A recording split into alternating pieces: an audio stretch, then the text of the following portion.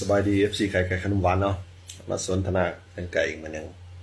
เราจะมาต่อเรื่องการผสมพันธุ์เนาะจาก EP ที่แล้ว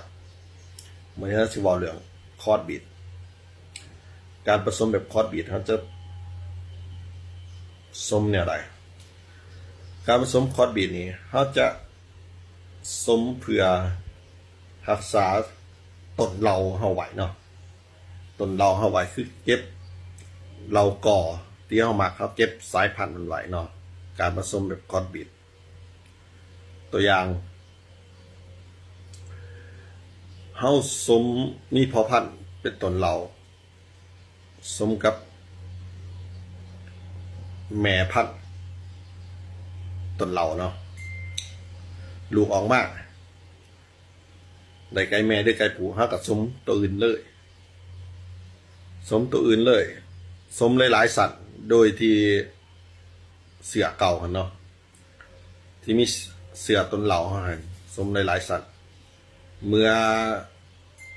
สมหลายสัตว์แล้วเฮา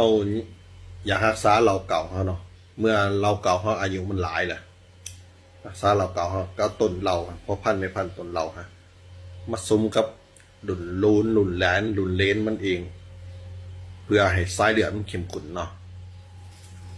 ให้สายเลือดมันเข้มข้นต้นเรามันเข้มข้นเนาะอันนี้คือการสมแบบคอร์สบีทเพื่อรักษาสายเลือดที่เฮาหมักเนาะสายเลือดเราที่เฮาหมักไว้ให้เข้มข้นที่สุดมียังฝากกดไลค์กดแชร์ไข่ไก่ขนมหวานเด้อ